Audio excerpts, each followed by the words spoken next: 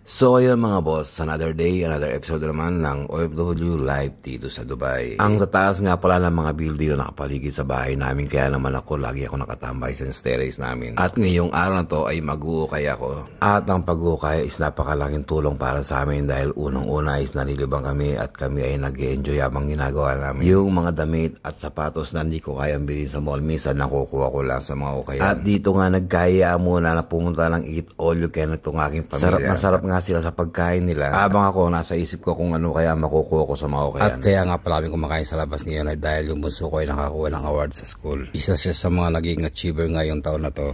Kaya naman deserve niya talaga mag-celebrate sa labas. Yan si Hana, yan si Kate. At yan naman nagluluto ay ang kanilang masipag na mami. At dito nga dinala nga ako ng pandesal ng aking pangalay na galing din sa Panty Manila. Dahil alam ng atin na namimiss ko yan ng kumain ng pandesal. And this is me. Sobrang init mga boss. So ayan mga boss, papunta kami ng Al Ghurair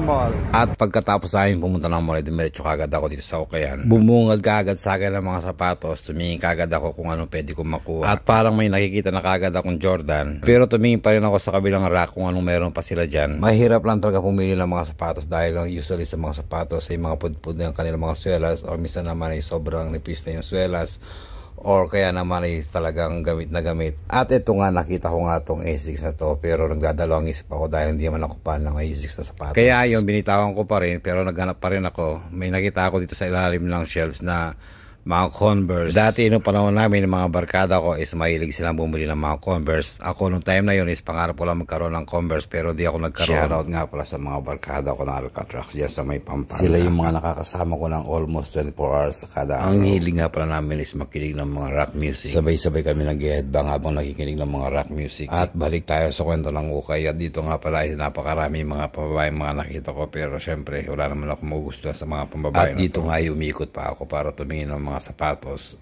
Puro mga rubber shoes at sneakers ang mga nakita ko ngayon. At nakita ko nga ulit isang A6 na napakaganda ng colorway at binalik ko rin kaagad. At nakita ko nga itong isang rubber shoes na Diadora Umbra, at bira lang ako makakita ng running shoes na ganito sa ukay. Itong mga ganitong sapatos, mga kulala sa laba. At pag nalabang mo to is talaga magmumukhang bago. At dito na mga boss, tumingin nga pala ako sa mga paligid ko at may mga nakita akong mga damit na nakasabit, at dyan nagsimula na akong pumili ng mga damit. At dito nga para sa mga damit, parang wala akong magugustuhan. Dahil ang karamihan na nakasampa ay puro mga pambabae. At kung umabot hanggang sa dulo ng vlog na to, please follow my page, follow my YouTube channel na ako si Mandoming. At mag-iwan ka na rin ng comments dyan sa baba para susunod na episode, kasi ikaw naman ang babasahin ko.